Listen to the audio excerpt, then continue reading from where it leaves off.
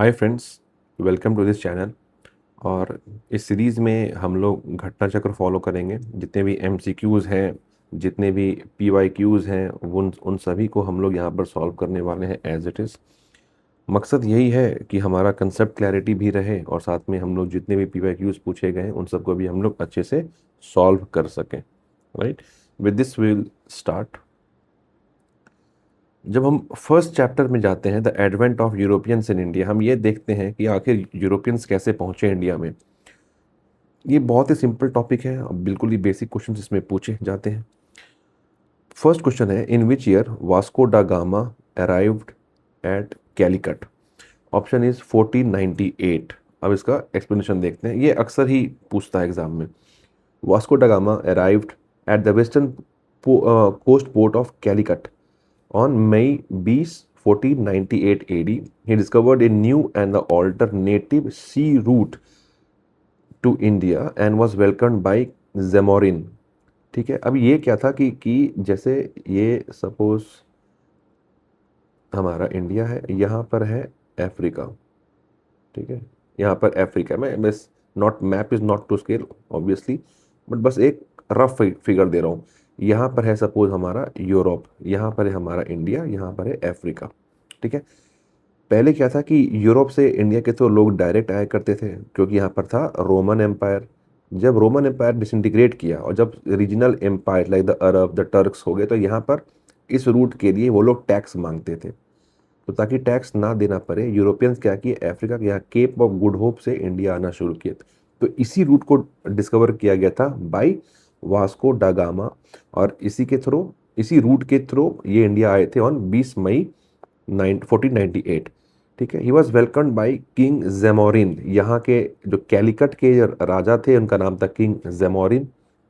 ठीक है, अच्छा ये कैलिकट है, ये अभी का हो गया कोझिकोड इन केरला, केरलम। ठीक है, the voyage of Vasco da gamma open the new trade dimensions of the European alliance. जैसा कि मैंने बताया, अब ये नया ट्रेड करने का एक रास्ता भी मिल गया।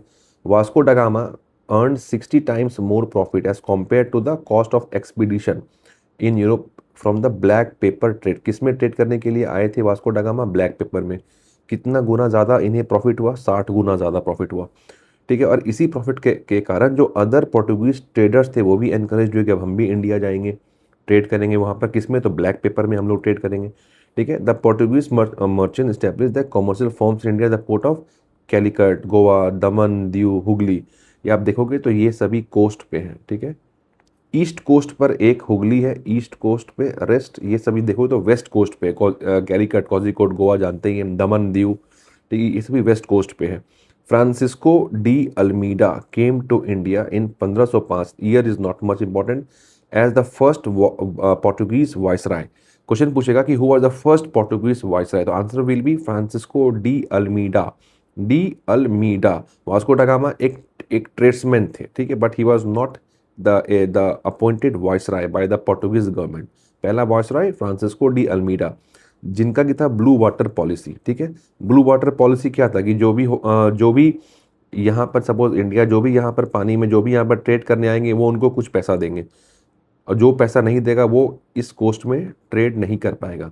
तो ये था इनका ब्लू वाटर पॉलिसी। किसका था? तो फ्रांसिस्को डी अल्मीडा का था। ठीक है, according to the Portuguese, according to the blue water sole trade power in the Arabian sea and the Indian ocean. ठीक है, यहाँ पर जो भी ट्रेड करेगा लोग वो सिर्फ और सिर्फ पोर्टुगीज के ही अलाउ से करेगा। यही था ब्लू वाटर पॉलिसी जो मैंने बताया अभी। Portuguese were the first to build trade relation with the India among the European nations. ठीक है, अगर मॉडर्न हिस्ट्री की बात की जाए तो इस नया रूट में जो Portuguese were the first to build trade relation with the India, कब से हुआ था? 1498। ठीक है, इस समय कौन था इंडिया में? दिल्ली सल्तनत था नॉर्थ इंडिया में, नदर्न पार्ट ऑफ इंडिया में। सदर्न पार्ट ऑफ इंडिया में जो प्री डोमिनेंटली था वो था विजयनगर एम्पायर। ठीक है, अब एक था Albuquerque, came to India after him. ठीक है, पहले सबसे पहले आए वास्को डा गामा, सबसे पहले आए वास्को डा गामा। सेकंड में कौन आया? तो फ्रांसिस्को डी अल्मीडा आया। थर्ड में कौन आया? तो एल्बक्विर्की आया। ठीक है, as the new viceroy he annexed Goa. ये क्वेश्चन अक्सर पूछता है, गोवा को एनेक्स किसने किया था? तो एल्बुक्वेर्की ने किया था। Who was the viceroy after Francisco de Almeida? इसका साल इंपॉर्टेंट है, 1510 एडी, ठीक है। फ्रॉम द बीजापुर आदिल शाही सल्तनत, ये हमने देखा ही है नीचे में, जो जो सदर्न पार्ट में जहाँ पर डेक्कन था वहाँ पर बहुत सारे थे, आदिल शाह थे, बहमन अम्पायर में जो डिसइंटीग्रेट किया था, तो उसी में से एक था आदिल शाही। तो बीजापुर के आदिल शाही सल्तनत से गोवा एनेक्स किया किसने? तो अल्बुक्वेर्की ने किया, ठीक है। और the Portuguese maintain Goa as the epicentre of the culture and identity. तो आज भी ये तो आज भी रेलेवेंट है, गोवा में देखेंगे तो आज भी वहाँ पर पोर्टुगीज कल्चर है, वहाँ का खाना है, वहाँ का म्यूजिक है, वहाँ का भाषा भी कुछ लोग बोलते हैं, आज तक ये रेलेवेंट है। सेकेंड क्वेश्चन में आते हैं, विच इज ट्रू। ये क्वेश्चन अच्छे से पढ़ना है, ट्रू है या फॉल्स पूछा है क्वेश्चन में। विच of the following is true about Vasco da gamma, ठीक है, अभी हमने ऊपर देखा है एक्सप्लेनेशन। किंग जैमोरिन, जिनको कि समुथरी भी कहते थे, was the ruler of Calicut during the Vasco da Gama trip to India. बिल्कुल सही बात है।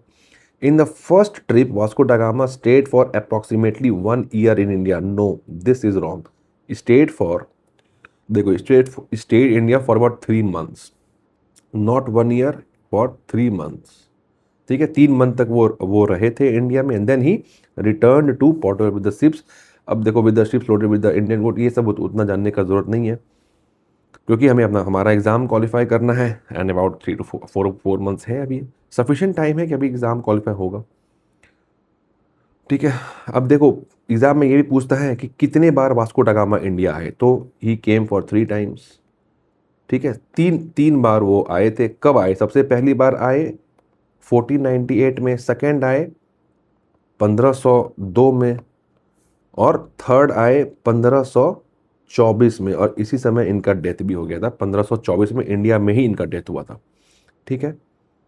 सो वी विल नाउ, हाँ, इसमें है कि छत्तीसगढ़ पीसीएस ने ऑप्शन सी को करेक्ट माना in one of its model answer, but may be इन्होंने आंसर बाद में शायद चेंज किया होगा। But as per the relevant sources, जो हमारे एग्जाम के लिए जो रिक्वायर्ड है, वो होगा answer will be D, that is only one, because it is very much evident कि वो 1 साल इंडिया में वो नहीं रहे थे। He stayed there for 3 months and revisited India in 1501। ये जो ऑप्शन है, ये हमने पढ़ा यहाँ 1502, कुछ सोर्सेस में 1501 बोला गया है, कुछ सोर्सेस में 1502, लेकिन मेजॉरिटी ऑफ द सोर्सेस में 1502 ही माना गया है। So we will go with what Ghatna Chakra says, 1502, ठीक है। Third question, which one of the following is connected with the blue water. अभी ही मैंने बोला कि ब्लू वाटर किया था, कि जो ब्लू वाटर मतलब क्या? पानी, पानी का रंग कैसा? जो समुद्र दिखता है ब्लू दिखता है, और वहाँ पर जो भी ट्रेड करेगा वो जो पोर्टुगीज चाहेंगे वही होगा। किसने ये किया था? तो ये किया था, मैं आपको एग्जैक्टली यहाँ पर दिखाता हूँ किसने ये किया था। Blue water policy bye Francisco de Almeida, यहाँ देखो, ठीक है। फ्रांसिस्को डी अल्मीडा का था ब्लू वाटर पॉलिसी। यहाँ पर कौन सा है? De Almeida. डुप्लिक्स नहीं, ये तो बाद में आया। रॉबर्ट क्लाइव ब्रिटिश नहीं। एल्बुक्वेर्की तो बहुत बाद में आया था। एल्बुक्वेर्की क्या है? गोवा एनेक्स किया, ठीक है। When did Vasco da gamma came to India? देखा हमने 1498। Who was the first Portuguese viceroy? देखो, फर्स्ट पोर्टुगीज वाइसराय हमने पहले क्या देखा? वास्को ड गामा जो थे वो थे पहले ट्रेड्समैन, ठीक है, बिजनेस के पर्पज से आए थे, ना कि वो एक वाइसराय थे। वाइसराय कौन होता है? जो कि ऑफिशियल होता है, मतलब ऑफिशियल होता है, वो एम्बेसडर होता है एक तरह से, ठीक है। तो ये तो अपना कट गया। एल्बुक्वेर्की देखा है हमने, गोवा 1510 एडी, ये भी कट गया। डियाज नहीं, अल्मीडा हमने ऊपर पढ़ा, so Almeida is the right answer. Who among the following had welcomed Vasco da Gama at Calicut? हमने देखा किंग जैमोरिन, जिनको कि बोलते थे समुथरी भी। Who among the following visitors to India did not belong to the Portuguese country? ठीक है, इसमें से देखो, Peter Mundy was a British traveller who came to India during the time of Shahjahan, जो कि एक मुगल थे। So answer will be Peter Mundy, ठीक है। बाद बाकी ये बारबोसा, डोमिंगो पेस, नुनीस, ये सभी पोर्टुगीज ओरिजिन के थे, लेकिन जो पीटर मुंडी थे, he was a British traveller. कब आए थे? शाहजहां के टाइम पर आए थे वो, 17th सेंचुरी में, मतलब 1600 समथिंग में वो आए थे इंडिया। अब इसमें मैच द फॉलोइंग करने को बोला गया है कि कौन सा देश का है। तो देखो, the Portuguese voyager Vasco da Gama discovered the Indian route, हमने देखा। Columbus a traveller originally from Italy. ठीक है, कोलंबस कौन थे? जो कोलंबस वही थे जिन्होंने कि नॉर्थ अमेरिका का खोज किया था। फाइनेंस्ड बाय स्पेन, वो थे इटली के लेकिन फाइनेंस किया था स्पेन। डिस्कवर्ड अमेरिका क्यों किया था फाइनेंस स्पेन?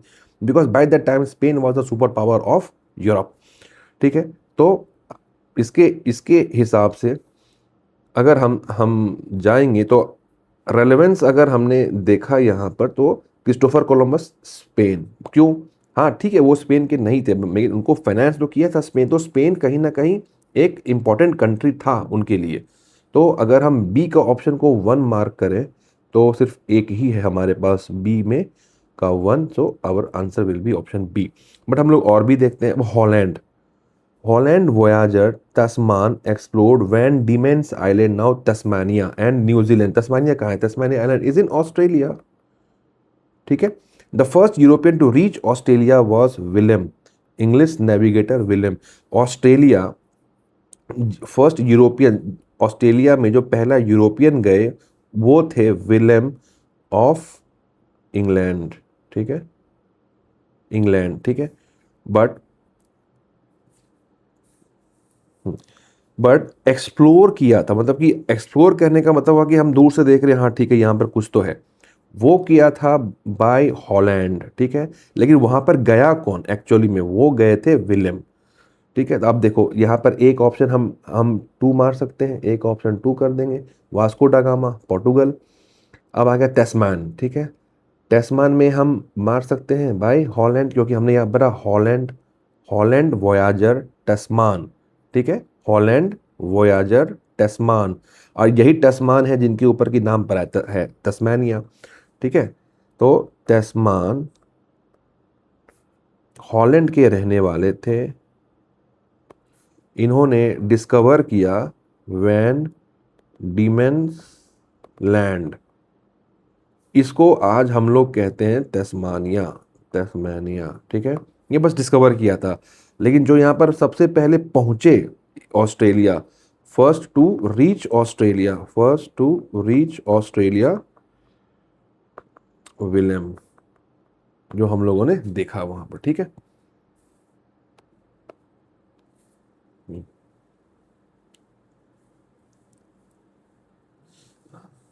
अब आता है Jain zoom while the British navigator Captain Cook arrived in Australia in 1770 AD। ठीक है, captain Cook is credit for surveying the Australia's east coast. अब कैप्टन कुक का मेन काम किया था, कैप्टन कुक का मेन काम था कि उन्होंने सर्वे किया ऑस्ट्रेलिया का eastern coast and led the foundation of British rule. हमने जो यहाँ पर देखा था कई सारा ऑप्शन, अब इसमें अगर कहा था कि ब्रिटिश रूल, आज देखते हैं ऑस्ट्रेलिया में जो हैं बहुत सारे वो ब्रिटिश के हैं, पहले उनके जो 4 फादर्स हुआ करते थे।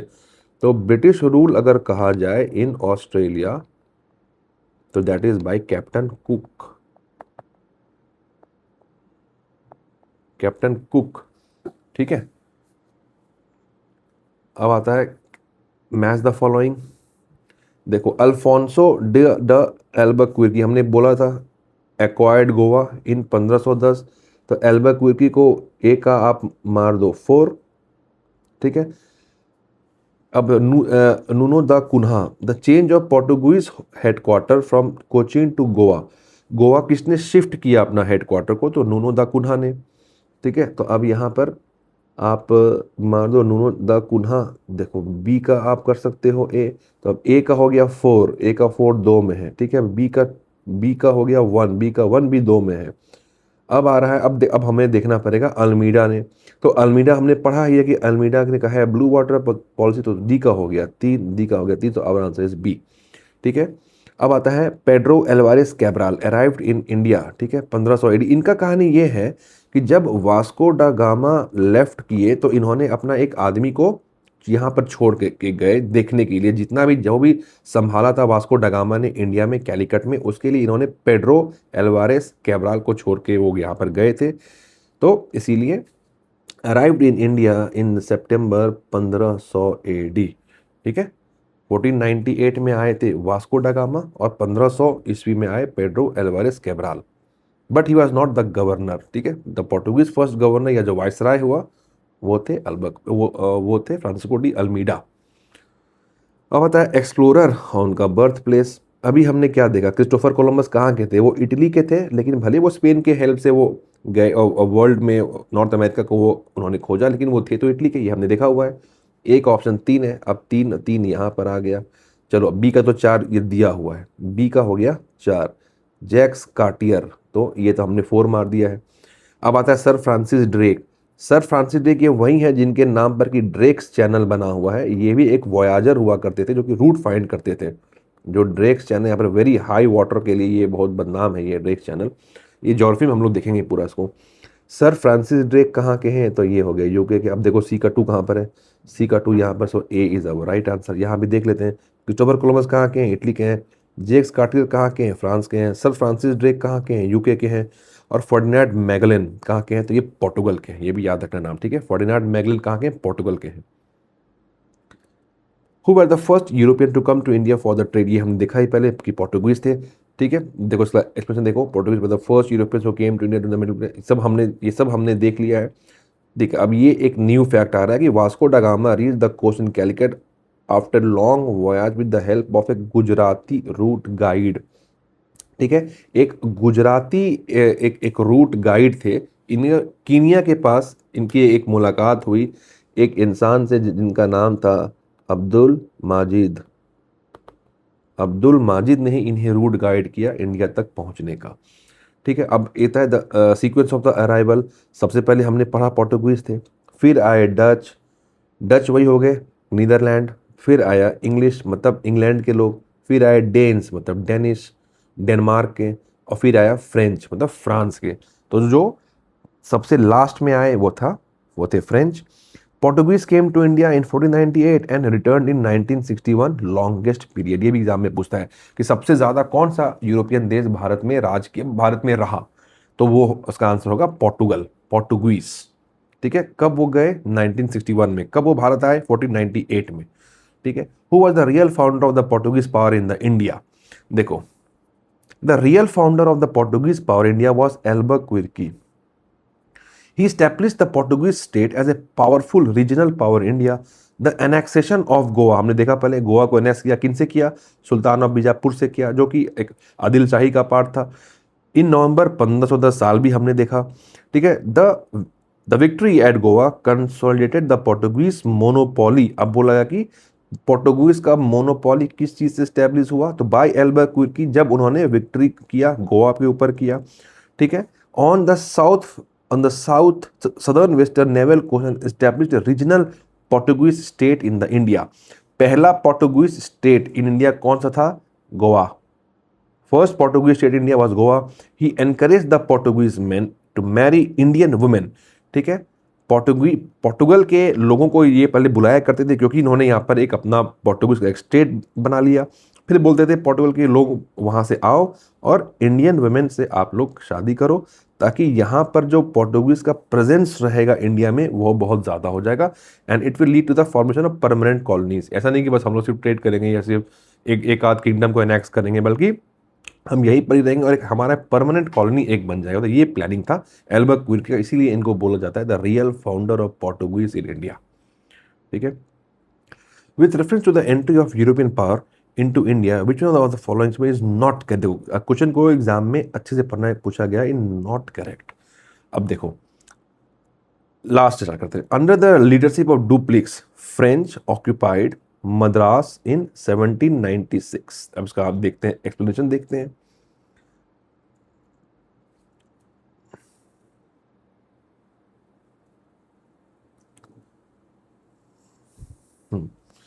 अच्छा ठीक है, इसका एक्सप्लेनेशन नहीं है, वो इसलिए नहीं है क्योंकि ये हम लोग बाद में हम लोग पढ़ने वाले हैं, जब हम लोग पढ़ेंगे फ्रेंच ईस्ट इंडियन कंपनी, उस समय हम लोग देख लेंगे इसका।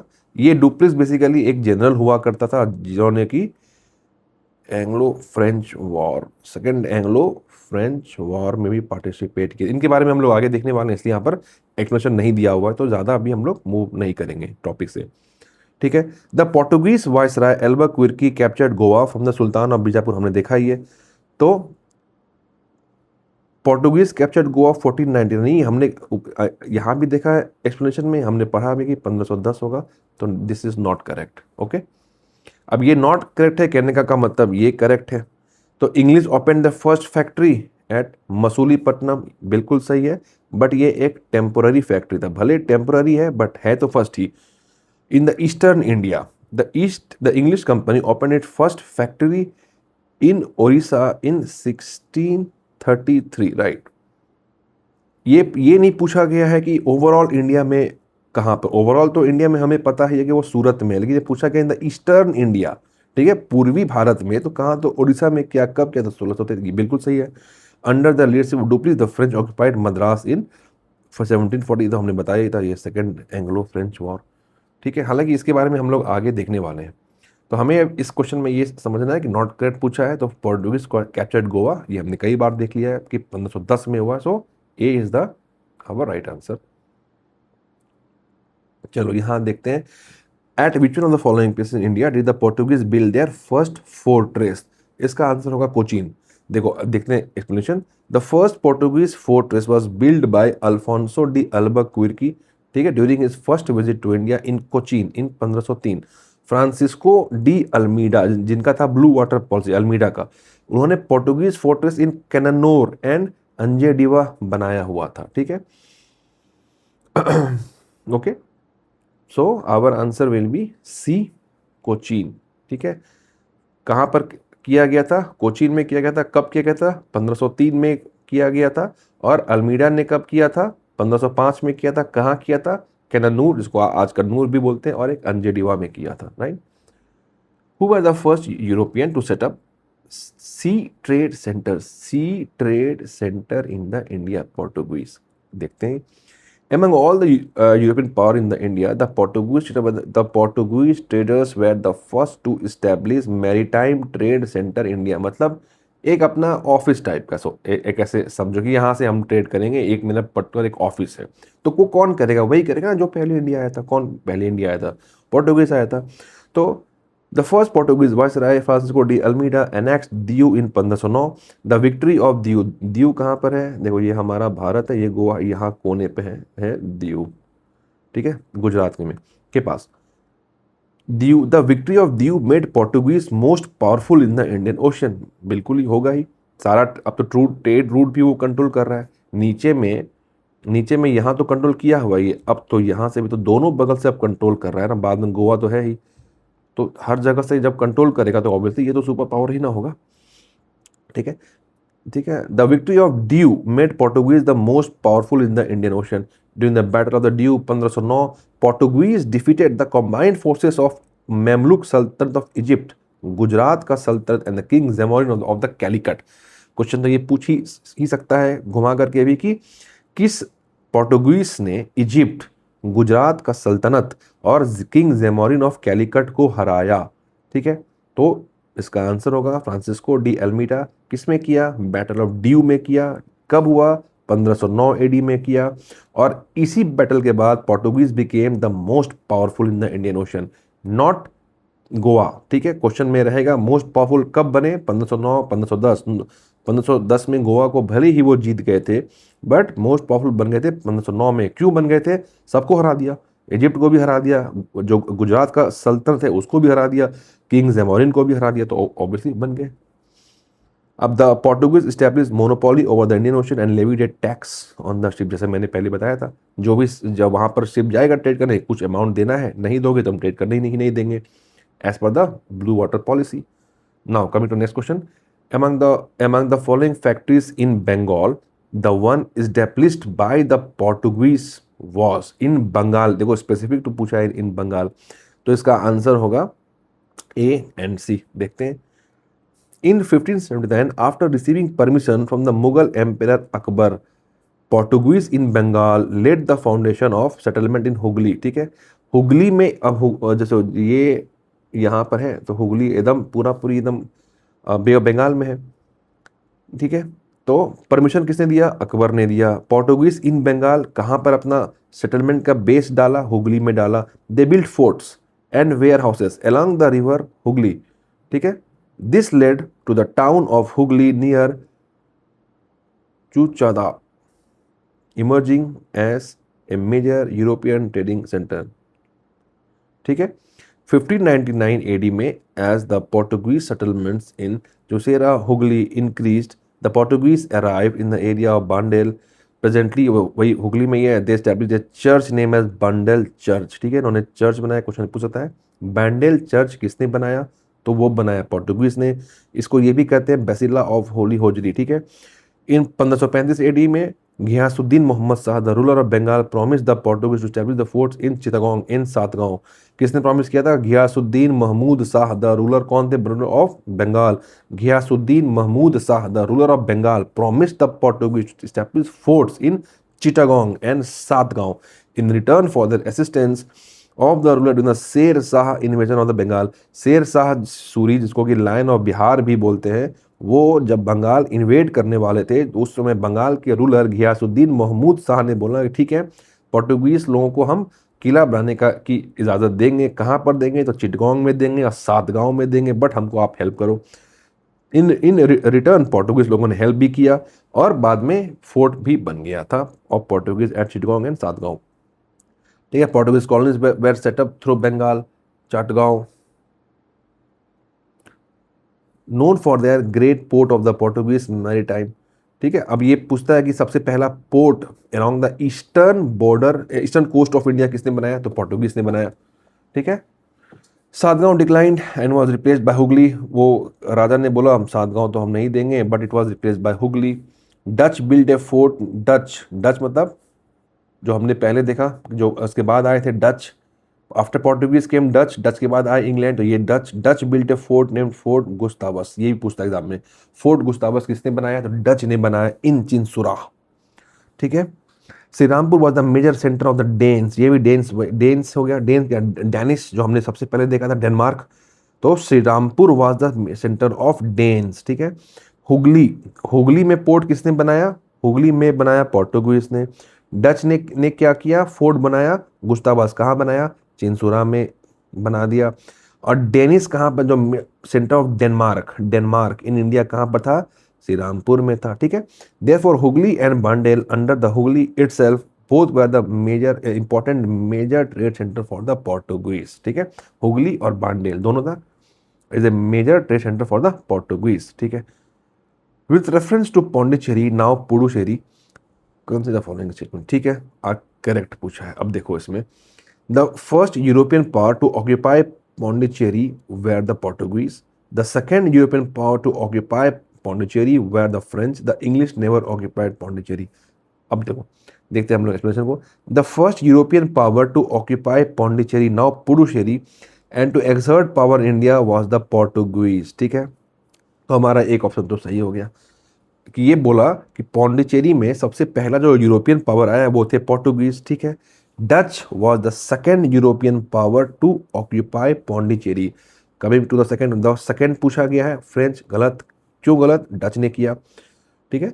अभी और उसके बाद से the dominance of France is accepted here. कब से? ईयर इंपॉर्टेंट नहीं है, बस इतना ही आप जान लो। सबसे पहले पोर्टुगीज आए, पोर्टुगीज के बाद डच आए, डच के बाद यहाँ पर फ्रांस आए, इंग्लैंड नहीं है, फ्रांस आए। The Britishers also occupied Pondicherry in 1793, but देखो कितना गैप हो गया, 1673 या 1790, 120 साल के बाद यहाँ पर ब्रिटिश भी आए, बट उन्होंने भी हैंड ओवर कर दिया फ्रांस को as per the treaty of Paris. हम लोग आगे देखने वाले हैं, ठीक है। दस only one statement is correct. The English never occupy, हमने देखा नो, इंग्लिश ने भी ऑक्यूपाई किया है as per the treaty of Paris, वापस भी दे दिया, बट ठीक है। Hooghly was use as a base for piracy in the bay of Bengal. अभी हमने देखा ऊपर में कि हुगली को किसने पोर्ट बनाया था? पोर्टुगीज ने बनाया था। क्यों बनाया था? पायरेसी मतलब चोरी करने की। जो आज के जो पायरेट्स हैं, सोमालिया वगैरह को लूटते हैं, तो वही लूटने के लिए Portuguese used Hooghly as the base for piracy in the bay of Bengal. Qasim Shah who was the governor of Bengal during the Shahjahan reign finally subdued and imprisoned, ठीक है। Qasim Shah who was the governor of Bengal during the Shahjahan के टाइम में एक क्या होता था कि हर सरकार होता था, प्रोविंस होता था, सबका एक गवर्नर होता था। तो शाहजहां ने गवर्नर अपॉइंट किया था कासिम शाह को। कासिम शाह बोले कि ये नहीं चलेगा, उन्होंने क्या किया, 1000 को इम्प्रिजन कर दिया और सब काम को उनका बंद कर दिया, चोरी वगैरह के काम को, ठीक है। Who used Hooghly as the base of piracy? बिल्कुल हमने देखा भी ऊपर, सेम क्वेश्चन है। Who among the following was the founder of Calcutta, was the founder of Calcutta, explanation देखते हैं। देखो, the chief of Kasim Bazar factory, the chief of Kasim Bazar factory job चर, ये कहाँ पर है, तो ये अभी आप जाओगे तो वही कोलकाता के आसपास का एरिया है जो अभी का है। The chief of Kasim Bazar factory job चारनोक had selected सातनौती और सुतनौती इंस्टेड ऑफ हुगली, हुगली को नहीं लिया, किसको लिया, सातनौती को लिया, for the establishment of British trade centre. Trade centre क्या है, वही एक तरह का ऑफिस है, यहाँ से हम लोग ट्रेड करेंगे, हमारा ये सेंटर है। तो उसने जॉब चारनोक ने सेलेक्ट किया सुतनौती को, and finally he founded Calcutta in the form of English colonies. ठीक है, सातनौती था। देखो इसमें मैं एक एक्स्ट्रा ऐड कर दूं, एक तो ये सातनौती था प्लस एक था कलिकाता, एक था गोविंदपुरा। ठीक है, और ये तो हो ही गया सुतनौती, यही तीन मिल करके बन गया था कलकत्ता बाय जॉब चारनॉक। साल पूछेगा 1760, 1760। ठीक है, हु फाउंडेड कलकत्ता, देखा हमने, Job Charnock. In India the first municipal corporation was set up in which one of the following place, इसका आंसर होगा मद्रास। ये इंडिया का ओल्डेस्ट है, ये आज देख रहे हो ना, फर्स्ट पूछा है फर्स्ट, तो ऑब्वियसली ये आज भी एग्जिस्ट कर रहा है, तो ये ओल्डेस्ट है। First municipal corporation in the modern India was established on date, जरूरत नहीं है, in the former presidency of the Madras, it was known as Madras Nagar Nigam. ठीक है, at present it is known as greater Chennai municipal corporation. उतना जरूरत नहीं है, बस इतना ही जानना है कि पहला म्यूनिसिपल कॉर्पोरेशन कहाँ बना भारत में, तो मद्रास में बना। The first to start a joint stock company to trade with the India was the Dutch. ये होगा जॉइंट स्टॉक। जॉइंट स्टॉक क्या होता है, मतलब शेयर, मतलब कि 100 लोग हैं, 100 लोगों ने अपना अपना शेयर लगाया है, तो एक बन गया जॉइंट स्टॉक कंपनी।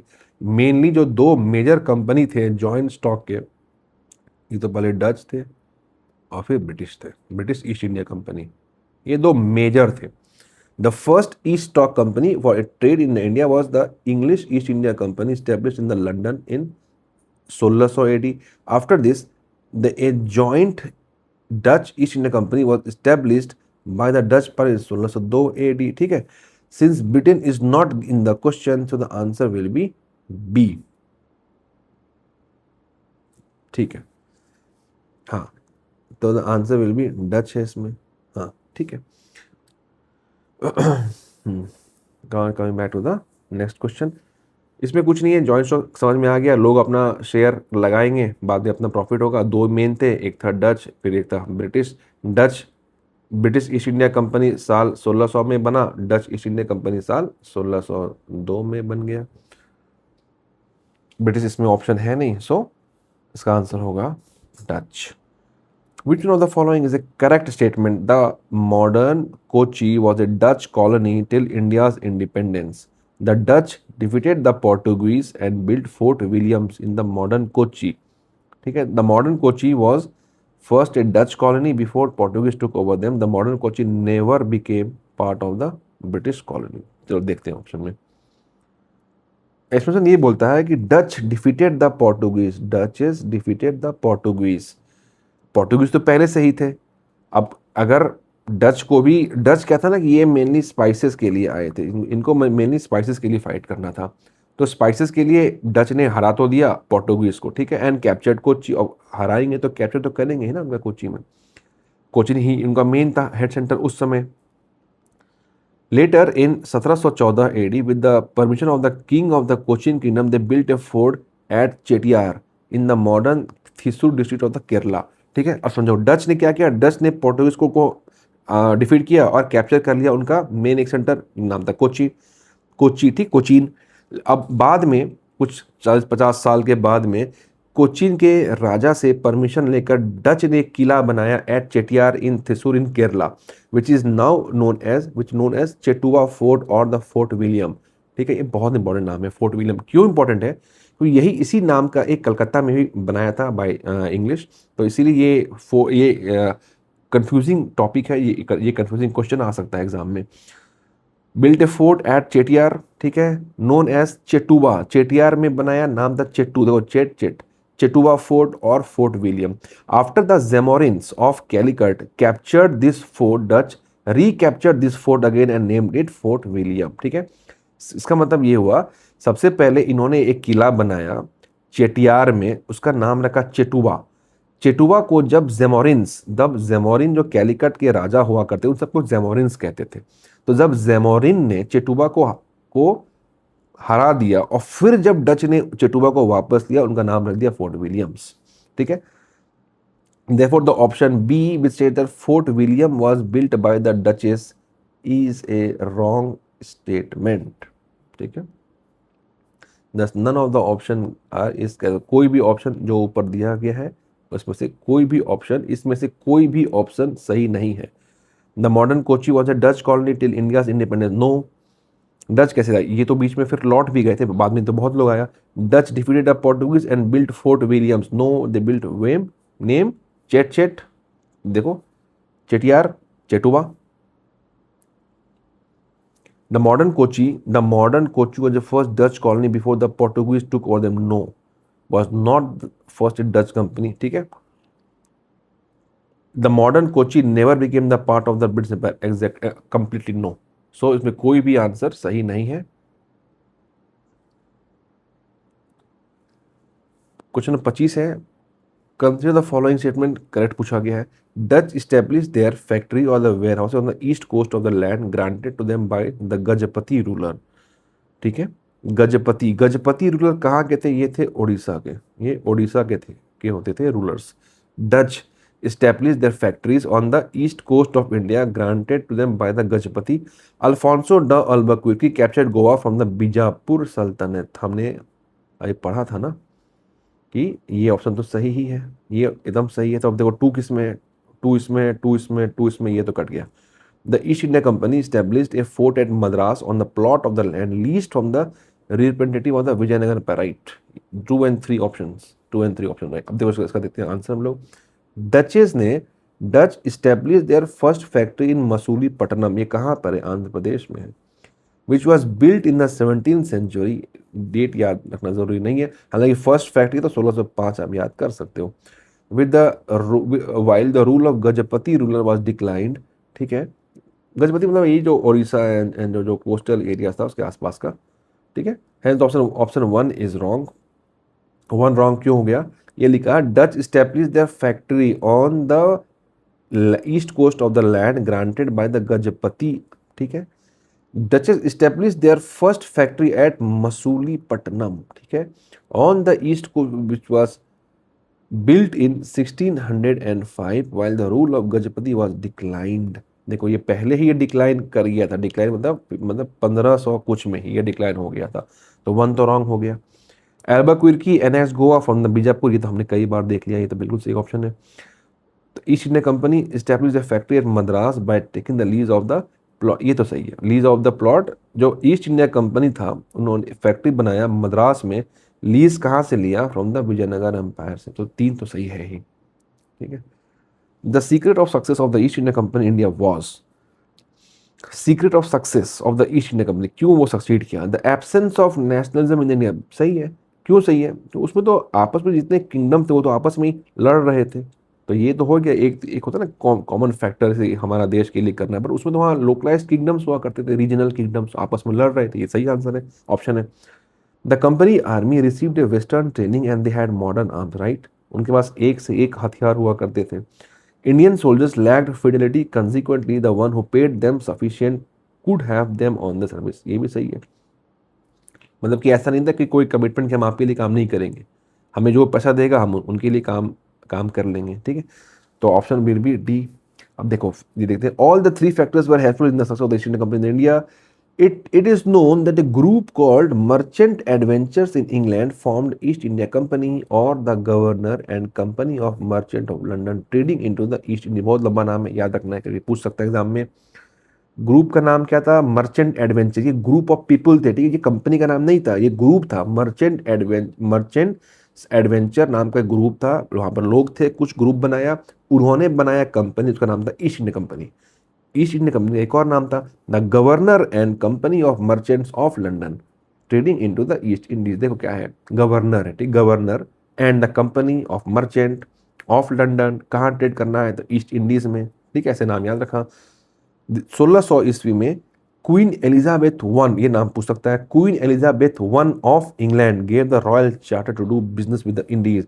इस समय में इंडिया के शासक कौन थे? Akbar, contemporary of queen Elizabeth one, Akbar. Which of the following British company got the first charter permitting them to trade in the India? Levant Company। देखो, the Levant Company was granted a monopoly to trade with the Ottoman Empire। Ottoman Empire कहाँ हो गया? ये वही आपका हो गया Turkey के आसपास का जो एरिया हो गया। कब हुआ? After the Roman empire. उसको बोलते थे द लीवेंट, ठीक है। दे ट्रेडेड इन सिल्क, कपड़ा, स्पाइस, मसाला। After the royal charter of the queen Elizabeth one, the east India Company was provided with a 15 साल का monopoly on the English trade with all the countries east of Cape of Good Hope. हमने देखा यहाँ पर, ये suppose आपका Africa है, ये जो हुआ ना यही हो गया Cape of Good Hope. Cape of Good Hope के ईस्ट में जो भी कंपनी होगा, जो भी एरिया होगा, उस पे उससे लीवेंट कंपनी ट्रेड करेगा। किस रूट से करेगा? लैंड रूट से करेगा, लैंड रूट से करेगा। Which one of the following was the emperor of India when the British East India Company was formed in London? हमने देखा ये भी, कौन थे? Akbar. Plans were prepared by some merchants for trading with the Eastern Islands, so East India Company for the fulfillment of this purpose was founded in 1600। already देख लिया है। Royal charter ये भी हमने देख लिया, नाम भी हमने देख लिया, अकबर भी हमने देख लिया, ठीक है। During the time of which Mughal emperor did the English East India Company establish its first factory in the India? देखो इसको अच्छे से पढ़ो। During the time of which Mughal empire did the east India Company establish its first factory in India? देखो, establish its first factory, ठीक है। Temporary बनाया 1611 में, अच्छा यहाँ लिखा हुआ भी है। अब परमानेंट बनाया, देखो फर्स्ट परमानेंट ब्रिटिश एम्पायर का जो फैक्ट्री था वो सूरत में था 1611 में, और जो टेम्पोररी बनाया था वो था मसूलीपट्टनम में, आंध्र प्रदेश में 1611 में। इस समय में भारत के कौन थे एम्परर? जहांगीर, ठीक है। Which of the British official defeated Portuguese at Swally? Battle of Swally, इसका आंसर है Thomas Best. Captain Thomas Best defeated the Portuguese in 1612 AD in the naval battle of Swally near modern Surat, ठीक है। स्वाली सूरत, स्वाली सूरत, ऐसे याद रखना है। Where in India did Britisher set up their first factory in 1613? अभी हमने देखा ऊपर सूरत। देखो, captain William Hawkins came to India in 1608 and reach the Mughal court from Surat in 1609 but did not succeed in getting permission to set up a factory, ठीक है। Despite Portuguese antagonism, captain Middleton landed at Swally near Surat and succeeded in getting permission for the trade, ठीक है। English आए under captain William Hawkins, इन्हें permission नहीं दिया, लेकिन captain Middleton आए, किसके आए? पोर्टुगीज के थे, और इनको मिल गया परमिशन ट्रेड करने के लिए 1611 में। Captain Thomas best dissolve the Portuguese monopoly with the victory at Swally. फिर क्या हुआ? 1608 में ये इंडिया आए, कैप्टन विलियम हॉकिंस जहांगीर के कोर्ट में आए। ये कहाँ पर आए? ये आगरा में, ठीक है, आगरा में आए, इनको परमिशन नहीं दिया गया। बाद में कैप्टन मिडिलटन आए, किसके आए? पोर्टुगीज के आए, इनको जहांगीर ने अलाउ कर दिया। अब इंग्लैंड कैसे रहेगा? ऐसे ही। तो इंग्लैंड ने कैप्टन थॉमस बेस्ट को भेजा कि अपना बेस्ट दे करके आओ और हरा दो। तो इन्होंने क्या किया? पोर्टुगीज के मोनोपोली को हटा दे with the victory at Swally. Battle of Swally जो कि साल 1612 एडी में हुआ था, वहां पर पोर्टुगीज को हराया, और इसी के तहत अगला साल ही ब्रिटिश ने अपना पहला परमानेंट फैक्ट्री 1613 एडी में बनाया। कहाँ बनाया? सूरत में बनाया, ठीक है। और बाद में उन्होंने अदर पार्ट ऑफ इंडिया में एक्सपेंड किया। कहाँ किया? अहमदाबाद, बुरहानपुर, अजमेर, आगरा, ठीक है। The first factory of the east India Company was established at, देखा हमने, सूरत है। With reference to the captain Hawkins, ऊपर पढ़ा, which of the following is correct? He came to India in 1611 as an envoy of James one. This is correct but this is wrong. क्यों wrong है? ऊपर हमने देख लिया है कि 1608 में, वो तो 1608 में आए थे, ठीक है। चलो, William Hawkins sailed from the east India Company ship and reach to Surat in 1608, देखा हमने, फ्रॉम हेक्टर, शिप का नाम था Hector. After initial resistance from the Portuguese Hawkins arrived at the Mughal court of Jahangir, Agra देखा हमने 1609 एडी में। Hawkins arrived at the Mughal court with the letter signed by king James I of England, having introduction about Hawkins and the request of the Mughal emperor's favorable treatment for the British status. Therefore, Hawkins' mission was a combination for both. जो Hawkins आए थे as an ambassador, मतलब as एक ambassador भी आए थे और business के लिए भी आए थे, यही पूछ सकता है उनका मकसद क्या था आने का। एक एज एन एम्बेसडर भी आए थे इंपीरियल पावर के साथ, और एक कॉमर्शियल भी था, मतलब बिजनेस का भी था। He was sent by company but with the credentials from the king which made him representative of the both. जैसा हमने ऊपर देखा, एक ऑफिशियल एम्बेसडर भी थे और बिजनेस का भी था, ठीक है। अब देखो in the Hawkins was a good speaker of Turkish language, तुर्की। Hawkins was a good speaker of Turkish language. Jahangir was impressed by his knowledge of Turkish and bestowed Hawkins with the title of English Khan. ठीक है, William Hawkins जो थे उन्हें Turkish बोलना भी आता था, और इसी से खुश होकर के जहांगीर ने उन्हें इंग्लिश खान का एक सरनेम दिया, टाइटल दिया, और उन्हें मनसब दिया 400 का। ठीक है, तो obviously he was well versed in the Turkish, ये तो सही आंसर है, तो answer will B only 2। Moving on to the next question. In the first quarter of the 17th century, कहने का मतलब 1600 से लेकर के 1625, in which of the following which was the factory of the English, मतलब British East India company का factories कहाँ कहाँ सेट किए थे। तो देखो, establishment of the factories by the east India company सबसे पहले तो सूरत में है 1613, आगरा, अहमदाबाद, बड़ौदा, बरोच। ठीक है, आगरा, अहमदाबाद, बड़ौदा, ब्रॉच। ठीक है, इसके बाद इसका ईयर याद रखना उतना जरूरी नहीं है। हाँ, क्रोनोलॉजी कभी पूछता है तो ये देखना है। मसूलीपट्टनम तो हमने पहले ही देखा, ये परमानेंट टेम्पोररी फैक्ट्री था। फिर एक था अरमा गांव, फिर एक था हरिहारपुर, बालासोर 1633 में। ठीक है, तो अब हम लोग देखते हैं कि 1600 से लेकर 1625 के बीच में कौन सा था। तो देखो, इसमें है त्रिचिनापोली, तो ये तो खैर नहीं ही है।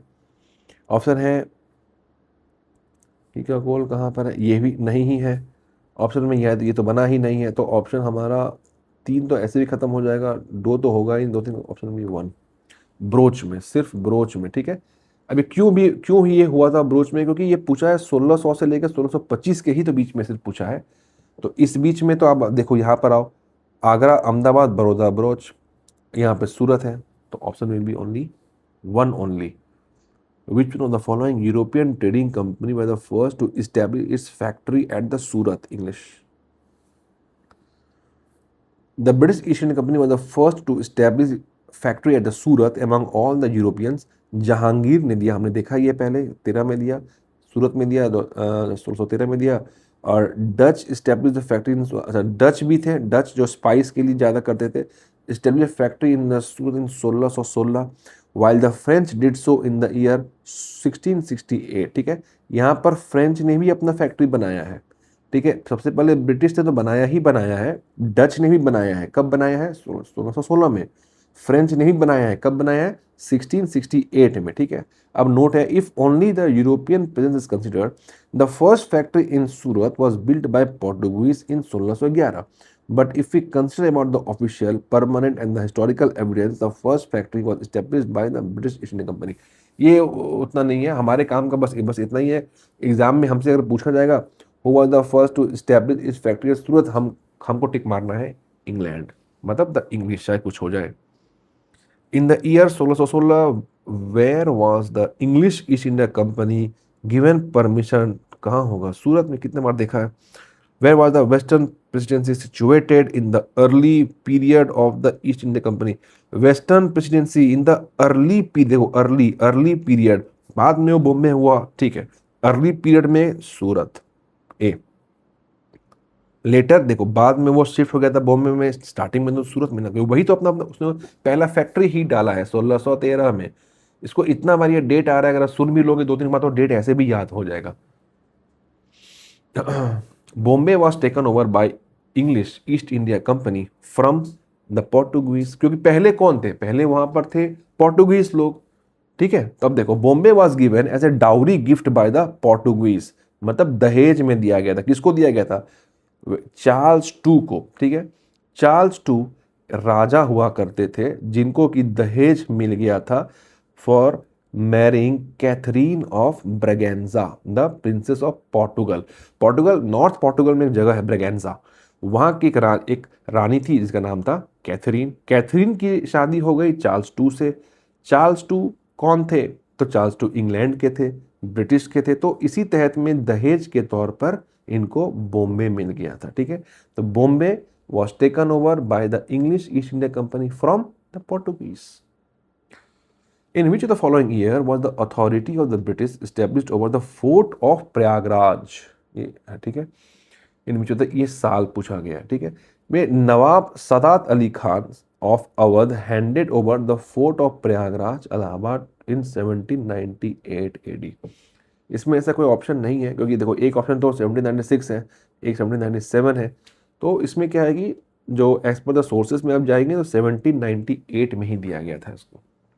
तो आवर आंसर विल बी, इसमें तो कोई है ही नहीं अब एम्बिगुटी आंसर में, तो 1798। Which English governor of east India company in India was expelled by Aurangzeb? Sir John Child. बच्चा था, उसको बच्चा समझ करके हटा दिया। ऐसा आप समझना ट्रिक के लिए, obviously respect for everyone, but समझने के लिए। The British governor of Bombay John Child, ठीक है, cordon of the Mughal port of Bombay and the western coastal area try to capture Mecca. ये जॉन चाइल्ड क्या थे? वो गवर्नर थे बॉम्बे के। इन्होंने क्या किया कि मेक्का जाने वाले जो एक पिलग्रिम लोग थे उनको पहले कैप्चर कर लिया, और as a result the emperor Aurangzeb ordered Sidi Yakub to seize, नाकाबंदी कर दो बॉम्बे का। औरंगजेब ने ऑर्डर किया था सीदी याकूब नाम के अपने एक जनरल को कि सीज करो बॉम्बे को और फोर्स करो British to surrender before him and be ready for the negotiation. He was forced to negotiate for peace and bent in his knees before the Mughal emperor, although Aurangzeb put a condition of his expulsion from India, but John Child was died in 1590 before the implementation of the negotiation। खैर उस समय ही हो गया था। तो खैर हमें इतना कुछ जानने का जरूरत नहीं है, हमें क्या जानना है, which English governor of the east India company was expelled by Aurangzeb. तो answer will be sir John Child. ठीक है, एक ऐसा भी एक क्वेश्चन पूछा था कि कौन सा ऐसा मुगल थे जिसने सबसे पहली बार ब्रिटिश से कन्फ्रंट किया था? Answer will B Aurangzeb. कहाँ पर किया? तो सबसे पहले किया था बंगाल में, और उसके बाद अभी जो हमने देखा बॉम्बे में, जॉन चाइल्ड वाला। ठीक है, विच one of the following was the intermediate cause of the first Carnatic war? Which one was the immediate cause of the first Carnatic war? The first Carnatic war 1746 से 48 was an offshoot of the Anglo-French rivalry in the Austrian War of Succession took place in the Europe. Austria क्या है? वही जो birth place of Hitler था। तो Austria में एक युद्ध हो रहा था कि उसको कौन जीतेगा ऑस्ट्रिया को, तो वहाँ पर भी इंग्लैंड और फ्रांस युद्ध लड़ रहे थे। उसी का एक तरह से एक्सटेंशन उस युद्ध का हो गया इंडिया में, and that took place in the form of the first Carnatic war. ठीक है, अभी क्या हुआ कि द ब्रिटिश कमोडोर, मतलब कमोडोर हो गया very senior post in the navy, तो ब्रिटिश कमोडोर बेरनेट, ब्रिटिश थे नेवी के थे, Barnett captured some French ships which became the immediate cause of the war। ठीक है, तो कैप्चर ऑफ द फ्रेंच, अब ब्रिटिश का नाम क्या था? British commodore Barnett, BERNETT। अब देखो ऐसे शॉर्टकट या फिर याद करने के, नेट है ना, नेट जाल बिछा दिया। तो जाल देखते हो ना, नदी में जाल बिछाता है मछली की, तो नेट डाल दिया। कहाँ डाला नेट को? नेट डाला, कौन डाला? नेवी ने डाला। क्या किया? मछली नहीं पकड़ा, शिप को ही पकड़ लिया। इसी कारण से इमीडिएट कारण हो गया फर्स्ट कार्नेटिक वॉर का। Nawab Anwaruddin sent an army under the command of Mahfuz Khan to besiege the French in Madras during the first Carnatic war. ठीक है, the French army under the command of captain Paradis defeated nawab army in the battle of saint Thomas. इसको नाम दिया गया था battle of saint Thomas. ठीक है, French army का कमांडर कौन था? Captain paradise. मतलब सबसे पहले कोमोडोर बेनेट ने शिप को कैप्चर कर लिया, ये ट्रिगर कर दिया वॉर। क्या नाम था उस बैटल का? नाम था बैटल ऑफ सेंट थॉमस। कहाँ हुआ था? Near Adyar river. कहाँ पर है? ये तमिलनाडु में है। और जो फ्रेंच आर्मी थे उनका हेड कौन था? कैप्टन पैराडाइज था। ब्रिटिश की तरफ से यहाँ से कौन आए थे? इनका नाम था कैप्टन नवाब अनवरुद्दीन। ठीक है, नवाब अनवरुद्दीन। बाद में जंग हुआ, टीटी हो गया। टीटी का नाम क्या था? एस ला चपेल। किस साल साइन किया गया था? 1748। And it ended the war of the Austrian succession and with it first Carnatic war ended. और लेकिन ब्रिटिश ने कैप्चर कर लिया मद्रास को। किससे कैप्चर किया? फ्रेंच से किया। ठीक है, memorable for the war of saint Thome. ठीक है, वही बात है, सेंट थॉम। थॉम बोलो, थॉमस बोलो, कहीं के सोर्सेज में थॉमस लिखा हुआ है, कहीं पर थॉम लिखा हुआ है। तो यही था कि बैटल ऑफ सेंट थॉमस या सेंट थॉमस को बोलते हैं, अडियार में हुआ था। Anwaruddin versus captain paradise. ठीक है, अब 42 में Carnatic war was fought between English and the French. देखा हमने ऊपर। अब देखो 43 क्वेश्चन में मैच द फॉलोइंग करना है। फर्स्ट कर्नाटिक वॉर तो ended by the treaty of Aix la Chapelle. हमने ऊपर देखा ही, साल भी हमने देखा। कब देखा? 1748 में हमने देखा। थर्ड, अब आता है second Carnatic war. Second Carnatic war it was inconclusive war, इसमें कुछ रिजल्ट फाइनली नहीं आया। थर्ड कार्नेटिक वॉर फिर से युद्ध हुआ, तो ended by treaty of Paris. या फिर इसको treaty of peace of Paris भी बोलते हैं, इसको treaty of peace of Paris भी बोलते हैं, या फिर ट्रीटी ऑफ पेरिस भी बोलते हैं। फर्स्ट मैसूर वॉर, ये वही है हैदर अली वाला, हैदर अली टीपू सुल्तान के जो पिताजी थे। फर्स्ट मैसूर वॉर में ब्रिटिशर्स लॉस्ट। ठीक है, ये आगे देखेंगे हम लोग। विच one of the following is not correctly matched? ठीक है देखो, आई थिंक कि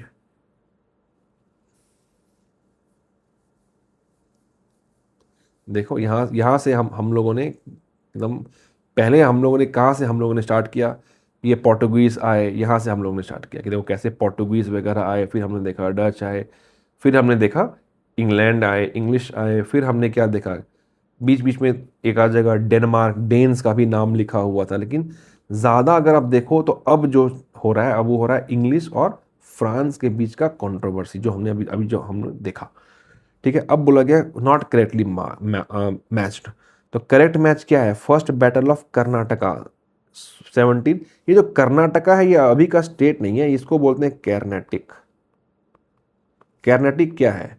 ये जो कोरोमंडल कोस्ट है ना, कोरोमंडल कोस्ट, जो कोरोमंडल कोस्ट अलोंग तमिलनाडु, उसको बोलते हैं कैरनेटिक। यही हुआ first battle of Karnataka, Carnatic बोलते हैं। ठीक है, याद रखना ये कैरनेटिक है। ये फर्स्ट बैटल ऑफ कर्नाटिक याद है, देखा हमने 2 साल के लिए हुआ था 1746 में से लेकर 2 साल 48 में। सेकेंड बैटल फिर नहीं रहा गया, अगला साल ही युद्ध कर लिया। बहुत लंबा चला, 5 साल चला। ये चला 2 साल, ये चला 5 साल, कोई इसका आउटपुट नहीं आया। ठीक है, फिर थर्ड हुआ, फिर 4 साल का ब्रेक लिया, फिर तैयारी किया, फिर फाइट किया। 1758 58 से लेकर के 63 तक किया। और थर्ड बैटल ऑफ पानीपत, ये तो खैर हम लोग आगे भी देखने ही वाले हैं इसके बारे में डिटेल। फिलहाल याद रखने के लिए, अगर एग्जाम में पूछा, अगर ये रिपीट हुआ तो इसको याद रखना चाहिए, इंपॉर्टेंट वार है। और एंग्लो फ्रेंच से अक्सर ही बहुत सारे एग्जाम्स में क्वेश्चन पूछते हैं। What is true about the battle of Ambur? ठीक है, the battle was fought in 1752। ठीक है, इसमें बोला गया है व्हाट इज नॉट ट्रू। ठीक है, अब देखो एक्सप्लेनेशन देखते हैं। The battle of Ambur 1749 was the first major war of the second Carnatic war. ठीक है, सेकेंड जब हमने पढ़ा था ना, सेकेंड कर्नाटिक वॉर, उसका एक बैटल था। वॉर मतलब क्या होता है? बहुत सारा बैटल मिलके एक वॉर को करता है। तो एक battle of Ambur second Carnatic war का एक पार्ट था, जो कि 1749 में ये फाइट किया गया था।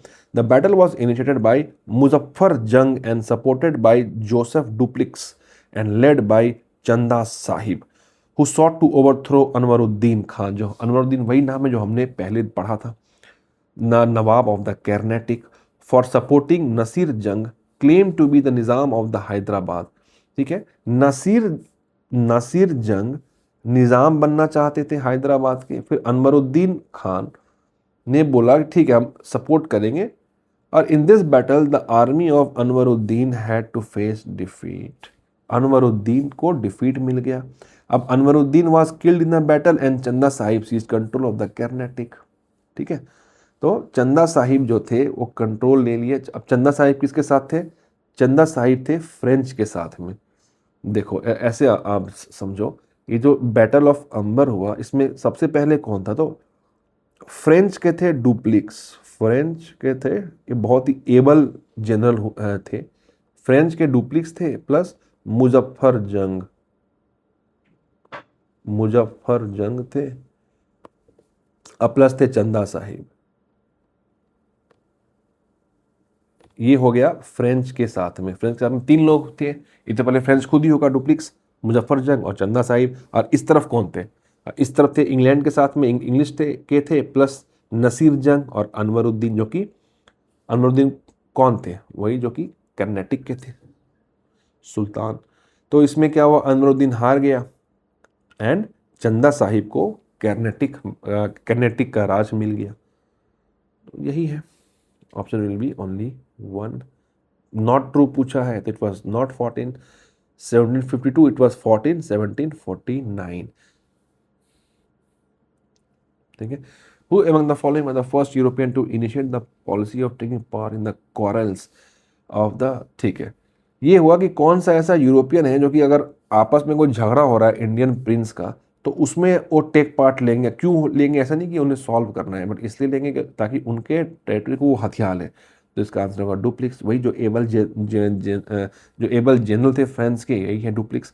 Duplex initiated the tactics that were later adopted by English to conquer India. Dupleix ने वो स्टार्ट किया था कि तुम दोनों लड़ो, हम तुम्हारे बीच में आएंगे, तुम्हारा टेरिटरी को हम हथियार लेंगे। For the first time, it was Dupleix who deployed the European army to the Indian courts at the expense of the Indian king। हम लोग इस पूरे पॉलिसी को आगे पढ़ने वाले हैं, ब्रिटिश के कि क्या नाम था एक्चुअली में उस पॉलिसी का। हालांकि उसको सब्सिडियरी अलायंस भी बोलते थे, सब्सिडियरी अलायंस, ये ब्रिटिश का था। अब देखो वहां से शुरुआत वो आया डुप्लिक्स से। डुप्लिक्स ने क्या किया, ठीक है तुम लोग लड़ो, लेकिन हम तुम्हारा प्रॉपर्टी को फिर हथियार लेंगे, टेरिटरी को। इसका तरीका ये था कि यूरोपियन आर्मी को, अपने फ्रेंच आर्मी को इंडियन के राजा के कोर्ट में उसको रख दिया करते थे कि at the expense of that Indian king. मतलब हम तुम लड़ो, हम तुमको हेल्प करेंगे, लेकिन हम हमारा आदमी तुम्हारे ऑफिस में रहेगा, तुम्हारे कोर्ट में रहेगा और तुम्हारे ही खर्चे पे वो रहेगा। तो यही आगे चल के यही बना था subsidiary alliance of the British East India company, जो कि हम लोग आगे देखने वाले हैं। In India and the following location the French establish there earliest factory eight, ठीक है।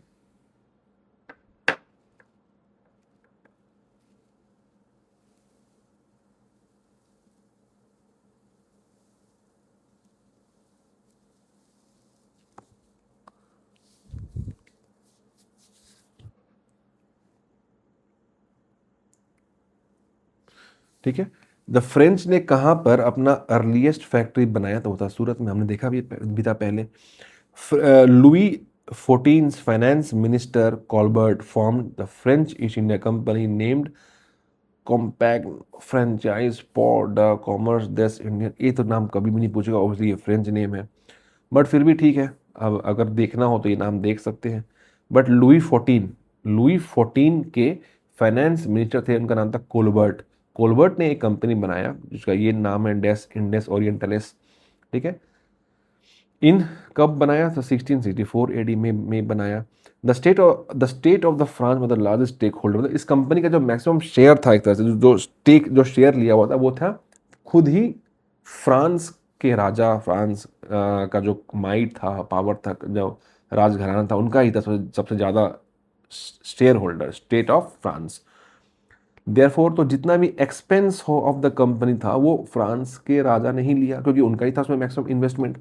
The company undertook a fresh expedition in 1667 AD under the command of Francois Caron and set up first French factory at Surat in 1668, ठीक है।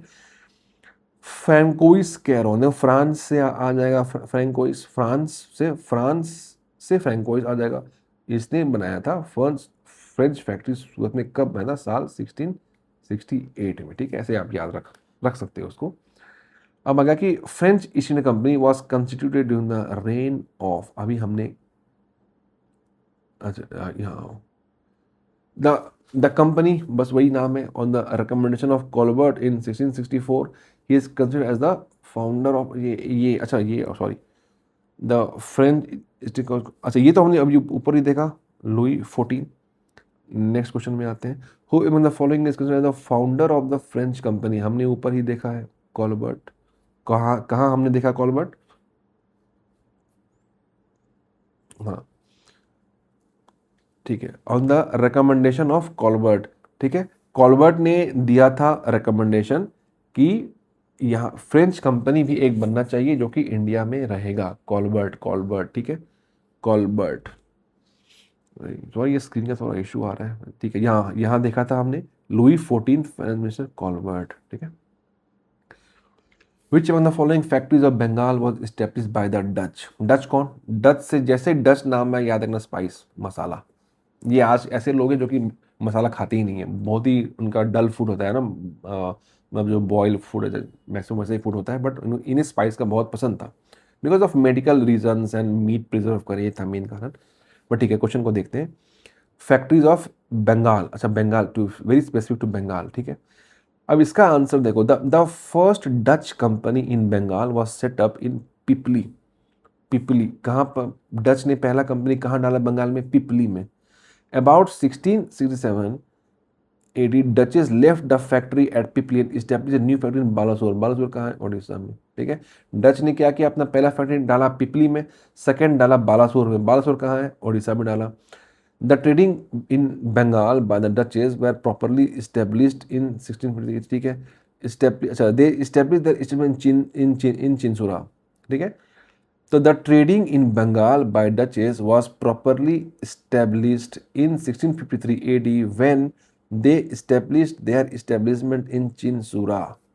तो भाई चिंसुरा तो option है ही हमारे पास पहला, तो ये तो खैर सही ऑप्शन हो ही गया है। ठीक है, अब देखो अराउंड 1656 में Dutches properly establish their own factory in Chinsura, और also Dutches establish the factory in Hooghly. Hooghly भी ऑप्शन में है तो ये भी सही होगा ही। As the severe flood in 1600 AD in Hooghly trash the factory established earlier, hence it is clear that Dutch established their own factory in Chinsura and Hooghly both। ठीक है, और बाद में till the end of the 17th century, मतलब 1600 कुछ में, Dutch company में establish at Kasim Bazar, Patna, Dhaka, Malda, Balasore, etc. Okay, तो आंसर यहाँ था हुगली होगा एंड चिंसुरा होगा। मैच द फॉलोइंग डच, देखो डच फैक्ट्री है तो यहाँ पर सीधा ही आप देख लो, डच फैक्ट्री है।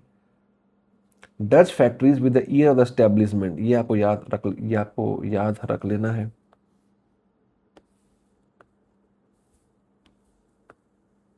सॉरी, ये आपको याद रख लेना है।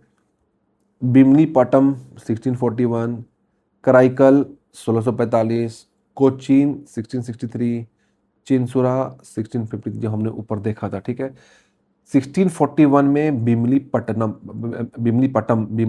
1641, कराईकल 1645, 1653 में चिंसुरा, और 1663 में कोचीन। देखो सी तीन तीन ऐसे आप सोच सकते हो, दोनों में सी है, इसमें भी सी है, इसके भी लास्ट में तीन, इसके भी लास्ट में तीन है। ठीक है, the French failed to establish power in the Deccan. ठीक है, the French failed to establish in the Deccan. Deccan मतलब जो भी महाराष्ट्र, तेलंगाना, ये सब का जो रीजन हुआ वो डेक्कन बोलते हैं। द क्योंकि इसका कारण क्या था, क्यों नहीं यहाँ पर हमला कर पाए? One major cause of the French failure India was their weak naval strength. Weak naval, according to Voltaire, during the War of Austrian Succession, the French naval strength was reduced so badly that the navy had hardly any battleship left in the 7 years of war. On the other hand, British had a strong naval force। ठीक है, option क्या है? Duplessis was not, नहीं ये तो बिल्कुल, he was a very capable general। The French were not liked by the Indians, like तो कोई भी नहीं होता था, बट स्टिल फ्रेंच को तो फिर भी थोड़ा कंसिडर किया भी जाता था। खत्म। Pondicherry was not a strategic center, नहीं वो तो बिल्कुल कोस्ट पे है। The English had a strong army। The following European powers entered into Indian trade at one time or the other। The following European powers entered into Indian trade at one time or the another। ठीक है, इसका जो sequence है ना, कैसे कैसे आया arrival, तो हमने बताया था, पहले पोर्टुगीज आया, फिर डच आया, फिर इंग्लैंड आया, फिर डेन्स आया, और फिर फ्रांस आया भी। ठीक है, मैच करना है। पौंडीचेरी, डच, अच्छा ठीक है, यहाँ देख लो। पौंडीचेरी फ्रेंच, आज भी आप जाओगे तो वहाँ पर एक फ्रेंच कॉलोनी है, कहाँ पर, पौंडीचेरी में। गोवा आज भी जाओगे तो वहाँ पर पोर्टुगीज कल्चर बहुत क्लियर दिखता है। ये टैंक के बार डेनिस है, डेनमार्क, और सदरास डच। ये आपको दो नाम थोड़ा सा यूनिक लगेगा, ये याद रखना है आपको। Identify the region from where the European got best शोरा saltpetre, from Bihar saltpetre. ये क्यों होता था, गन पाउडर में, गन पाउडर के लिए चाहिए होता है सॉल्ट पीटर शोरा, ये मिलता था बिहार में। During the British rule which region of India was famous for the production of opium, opium मतलब अफीम, अफीम भी कहाँ से, तो बिहार से। Who was the chief economic, what was the chief economic foundation of the triangular commerce between India, China and England? अफीम, ये अफीम की ही खेती यहाँ पर होती थी। देखो, the triangular trade between India, China and the England was centred on opium. यहाँ पर ओपियम वॉर्स भी तो हुआ था, बहुत 1830s वगैरह में वॉर हुआ था अफीम को लेकर के। ये क्या किया, अंग्रेज वहां पर गए, उन लोगों को अफीम का आदत दिला दिए, और फिर बाद में इंडियन को बोलते थे तुम अफीम ही पैदा करो। फिर वो अफीम लेकर के वहाँ पर चाइना में देते थे। वहाँ के जो राजा हुआ करते थे वो भी गुस्सा आ गए, ये नशेरी में तब्दील कर रहा है लोगों को, एक वॉर हो गया, उसी का नाम था ओपियम वॉर्स। खैर ठीक है। The British East India Company establish their monopoly in the cultivation of opium in the region of Bengal and Bihar. ठीक है, अफीम जो मैंने बोला वो बोलते थे यहाँ कल्टिवेट करो, कहाँ कल्टिवेट करो, मेनली बंगाल एंड बिहार में। They force the farmer to cultivate opium exported to China where it was in high demand despite government ban. Profit from the opium trade was used to purchase Chinese goods like tea, silk, porcelain for England. ठीक है, while manufactured goods from England were exported to India, completing the trade cycle. The exploitative system had severe social and economic consequences, including the जो भी मैंने बोला opium wars between the Britain and the China. While commodities like silk and black paper were also traded, opium was the chief economic. तो पूछा गया chief, तो chief economic foundation कहता होता ओपीएम। चीफ तो कोई एक ही ना होगा, या चीफ पूछा है। अगर सिर्फ बोलता किस में होता तो फिर ठीक है, तो फिर ऑल द अबव ऑप्शन होता, बट मैं स्पेसिफिक है, चीफ पूछा है, तो answer will be opium. Who among the following Europeans was the last to come to pre-independence India as a trader? Sequence तो हमने देखा ही था। पोर्टुगीज सबसे पहले आए 1498 में, डच 1605 में, इंग्लैंड 1608 में, फ्रांस 1707 में, तो लास्ट कौन आए, फ्रेंच आए।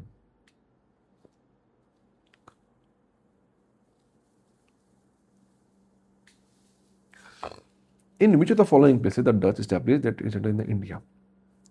किस जगहों में डच ने अपना एक ट्रेडिंग सेंटर बनाया इंडिया में?